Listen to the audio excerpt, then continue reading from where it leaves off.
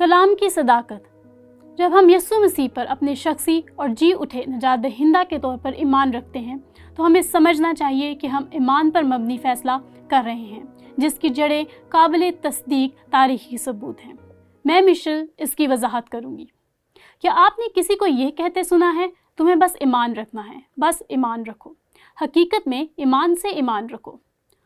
خلاصاً ایمان میں ایمان، کسی نہ کسی طرح آپ ایمان رکھیں، مقصد کی فکر نہ کریں مگر ایمان رکھیں۔ خیر، آپ دیکھیں گے کہ بائبل مقدس یہ تعلیم نہیں دیتی کہ ہمیں ایمان پر ایمان رکھنا ہے۔ بائبل مقدس ہمیں تعلیم دیتی ہے کہ خدا کا کلام تصدیق شدہ ہے۔ خدا ہمیں کسی ایسی چیز پر ایمان رکھنے کا نہیں کہتا جو تصدیق شدہ نہ ہو، اور ہم یہ دیکھیں گے جب ہم یوحنا کی انجیل اس کے اگلے حصے کی طرف بڑھیں گے، اور میں اسے یسوع کی طرف سے ایک رعایت کہتی ہوں، اور یہ رعایت ایک طرح سے فریسیوں کو غیر مسلح کرنے کے لیے جگہ دینا تھی تاکہ وہ ایک مضبوط دلیل کے ساتھ واپس آ سکیں کہ وہ کون ہیں۔ تو وہ کہتا ہے، میں اپنے آپ سے کچھ نہیں کر سکتا۔ یہ یقیناً سچ تھا کیونکہ وہ اس کا اظہار کر رہا تھا، جیسا سنتا ہوں عدالت کرتا ہوں، اور میری عدالت راست ہے کیونکہ میں اپنی مرضی نہیں بلکہ اپنے بھیجنے والے کی مرضی چاہتا ہوں۔ اب آپ کو یہ سمجھنے کی ضرورت ہے وہ فریسیوں کے خیال جان لیتا تھا، کیونکہ وہ یہ سوچتے تھے کہ اگر کوئی اپنی گواہی خود دیتا ہے تو اس کا یقین نہیں کیا جا سکتا۔ تو یسوع ان سے یہی کہہ رہا تھا۔ یہ باب 8 میں درج ہے، وہ کہتا ہے میری گواہی سچی ہے، لیکن یہاں ایک لحاظ سے ان کو غیر مسلح کر کے ان کی توجہ حاصل کرنا تھا۔ وہ فوراً سے اسے دوسری تصدیق کی طرف لے جاتا ہے کہ وہ کون ہے، تو وہ یوحنا بپتسمہ دینے والے کا حوالہ دیتا ہے اور کہتا ہے ایک اور ہے جو میری گواہی دیتا ہے، اور میں جانتا ہوں کہ میری گواہی جو وہ دیتا ہے سچی ہے۔ تم نے یوحنا کے پاس پیغام بھیجا اور اس نے سچائی کی گواہی دی، اور بہت سے فریسی اور مذہبی رہنما وہاں آئے، اور بے شک ہم جانتے ہیں کہ یسوع کی گواہی خدا باپ نے خود دی تھی جب وہ بپتسمہ لے رہا تھا، جب روح القدس اس پر کبوتر کی مانند اترا اور آسمان سے آواز آئی، یہ میرا پیارا بیٹا ہے جس سے میں خوش ہوں۔ تو وہاں یوحنا بپتسمہ دینے والا بھی تھا۔ وہ گواہی کے لحاظ سے وہاں نہیں رکتا، وہ نشانات کی طرف بڑھتا ہے۔ یسوع کون ہے وہ یہ ظاہر کرنے کے لیے لکھ رہا ہے۔ وہ اسے یوحنا 5 باب اس کی 36 آیت میں اس طرح کہتا ہے، لیکن میرے پاس جو گواہی ہے وہ یوحنا کی گواہی سے بڑی ہے، کیونکہ جو کام باپ نے مجھے پورے کرنے کو دیے، یعنی یہی کام جو میں کرتا ہوں، وہ میرے گواہ ہیں کہ مجھے باپ نے بھیجا ہے۔ صرف نشانیاں ہی نہیں بلکہ یسوع اس کا مظاہرہ کر رہا تھا۔ مگر بہت سے معجزات جو یسوع نے کیے، یہاں لکھا ہے وہ یروشلم میں تھا، وہاں اس نے بہت سے معجزات دکھائے۔ تو وہ کہتا ہے جو نشانات اور معجزات میں کرتا ہوں گواہی دیتے ہیں کہ میں کون ہوں۔ ہم جانتے ہیں اسی لیے یوحنا نے ان نشانات کا انتخاب کیا تاکہ بتا سکے کہ یسوع کون ہے۔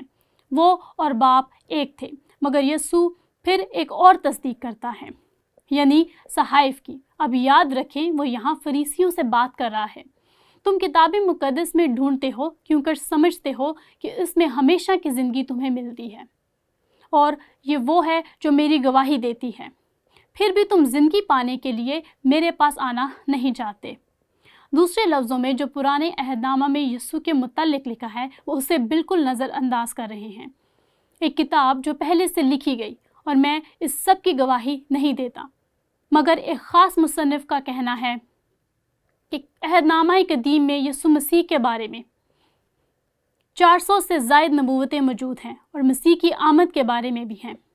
ٹھیک ہے، آپ کو 400 کے ساتھ کام کرنے کی ضرورت نہیں، آپ 40 سے کام کر سکتے ہیں، آپ 4 سے بھی کام کر سکتے ہیں، کیونکہ وہاں کچھ ایسی ناقابل یقین پیشن گوئیاں ہیں، اور اس نے کیسے ان مخصوص پیشن گوئیوں کو پورا کیا۔ تو یسوع یہ کہہ رہا ہے کہ خدا باپ آپ کو صرف عقیدے پر ایمان رکھنے کو نہیں کہہ رہا، اور نہ ہی ایمان سے ایمان رکھنے کو کہہ رہا ہے۔ مثال کے طور پر اگر آپ پرانے عہد نامہ میں جائیں تو جب یہودی یعنی اسرائیلی لوگ کوہ سینا جمع تھے، موسیٰ خیمہ کے پتھر کی لوحیں ساتھ لایا جس پر 10 احکام لکھے تھے۔ اس نے نہیں کہا سلام دوستو، میں آ گیا ہوں اور آپ کے لیے ایک پیغام لایا ہوں، یہ خدا کی طرف سے آیا ہے۔ اس نے ایسا نہیں کیا، خدا نے ایسا نہیں کیا۔ خدا نے ان سے شعلہ اور دھوئیں سے بھرے پہاڑ پر سے بات کی۔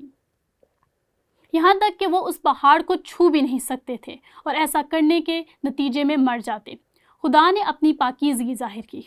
خدا نے موسیٰ کو وہاں 40 دن اور 40 رات رکھا اور وہاں اس سیاق و سباق میں اسے اپنے 10 احکام دیے۔ جب وہ پتھر کی لوحیں ساتھ لے کر آیا، یہ اس بات کی تصدیق تھی کہ خدا نے کلام کیا۔ خدا اس منتخب صورتحال میں ہر جگہ موجود تھا، اور آپ دیکھتے ہیں جب یسوع اس دنیا میں خدا کے بیٹے کے طور پر آیا تو اس نے کانہ گلیل میں جا کر یہ نہیں کہا، سلام دوستو، میں یہاں ہوں، میں خدا کا بیٹا ہوں۔ اس نے خدا کا بیٹا ہونے کا دعویٰ کیا، مگر اس نے پانی کو مے بنا کر اسے ثابت کیا۔ اس نے یروشلم میں جا کر سادگی سے نہیں کہا، سلام، میں یہاں ہوں، میں خدا ہوں۔ اس نے ایک 38 برس سے بیمار شخص کو چلا دیا۔ اس کے علاوہ بھی بہت سے معجزات کیے۔ لیکن خدا نے ہمیں کسی بھی چیز پر صرف ایمان رکھنے کو نہیں کہا کہ صرف ایمان سے ایمان رکھو، اس کی تصدیق ہوتی ہے، اور نیا عہد نامہ ہی اس کی سب سے بڑی تصدیق ہے۔ تو ہمارے پاس یہاں ایک سوال ہے، کون سے ایسے ثبوت ہیں جو کلام کی صداقت اور یسوع مسیح کے پیغام کی گواہی دیتے ہیں؟ میں آپ کو ایڈورڈ گلینی نامی اسکالر کا ایک بیان بتاتی ہوں۔ خدا نے ہمیں 56 سانحے عطا کیے، جس میں یونانی نئے عہد نامہ کے تمام یا کچھ حصے ہیں۔ یہ قدیم دنیا کی سب سے زیادہ محفوظ کتاب ہے۔ نہ صرف ہمارے پاس سانحوں کی ایک بڑی تعداد موجود ہے، بلکہ وہ اصل کے بہت قریب ہیں جن کی وہ نمائندگی کرتے ہیں۔ یہ حقائق اور بھی حیرت انگیز ہوتے ہیں جب ان کا موازنہ دوسرے قدیم محفوظ ادب سے کیا جاتا ہے۔ مثال کے طور پر ہیروڈوٹس، تاریخ پر ایک کتاب کا مصنف، جس کی سنِ تصنف 425 سے 484 قبل از مسیح ہے۔ ہمارے پاس اس کی سب سے قدیم کاپیاں 900 عیسوی کی ہیں۔ دوسرے لفظوں میں 1300 سال بعد بھی صرف 8 کاپیاں موجود ہیں، اور کوئی ہیروڈوٹس پر سوال نہیں اٹھا تھا۔ یہ ایک اور مثال ہے مصنف افلاطون، جس نے ریپبلک لکھی۔ لکھنے کی تاریخ 380 قبل از مسیح تھی۔ قدیم ترین کاپیاں 895 عیسوی، وقت کا فرق 1300 سال، کاپیوں کی تعداد 7۔ کوئی بھی افلاطون کی کتاب ریپبلک پر سوال نہیں اٹھاتا۔ کیا یہ حیرت انگیز نہیں؟ 1300 سال کے بعد اصل سے یہ ایک اور مثال ہے، سیزرز گیلیلیک وارز، سنِ تصنف 44 سے 100 قبل از مسیح۔ قدیم کاپیاں 900 عیسوی سے تھیں۔ 1000 سال کے بعد صرف 10 کاپیاں ہیں، اور کوئی بھی ان کے بھروسہ مند ہونے پر سوال نہیں اٹھاتا۔ فلیپی سکینڈس نے نیچرل تاریخ پر کتاب لکھی۔ اس نے یہ 61 سے 113 عیسوی میں لکھی۔ یہ مسیح کے آنے کے بعد تھا۔ قدیم کاپیاں 850 عیسوی، وقت کا فرق 750 سال، اصل سے جو 750 سال بعد لکھا گیا۔ اب میں آپ کو ایک موازنہ دیتی ہوں جو اس اقتباس کی وضاحت کرتا ہے جو میں نے پہلے بیان کیا، اس کا حیرت انگیز پہلو۔ مصنف نئے عہد نامہ کے بہت سے مصنفین تھے۔ سنِ تصنف 50 اور 100 عیسوی کے دوران، قدیم کاپیاں 114 عیسوی، 50 سال کے دوران، مختلف حصوں میں جب یہ پیش آیا اور جب یہ لکھا گیا۔ 200 عیسوی میں کتابیں موجود تھیں، مکمل کتابیں۔ 100 سال کے بعد 250 عیسوی میں، 150 سال بعد نئے عہد نامہ کا زیادہ تر حصہ مکمل تھا۔ 325 عیسوی میں نیا عہد نامہ مکمل تھا۔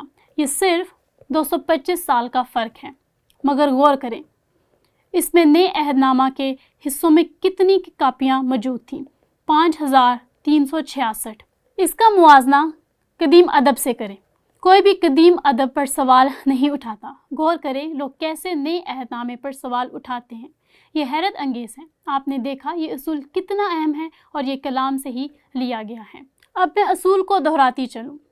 جب ہم یسوع مسیح پر اپنے شخصی اور جی اٹھے نجات دہندہ کے طور پر ایمان رکھتے ہیں تو ہمیں سمجھنا چاہیے کہ ہم ایمان پر مبنی فیصلہ کر رہے ہیں، جس کی جڑیں قابل تصدیق تاریخی ثبوت ہیں، اور پھر آپ اس ثبوت کو اس حقیقت کے ساتھ جمع کرتے ہیں کہ خدا کا روح القدس ہی ہمیں اسے سوچنے اور سمجھنے کی توفیق دیتا ہے جو اس نے ان مصنفین کے ذریعے کلام میں بیان کیا ہے۔ یہ حیرت انگیز ہے۔ کلام کے اس تحفے کے لیے خدا کا شکر ادا کریں۔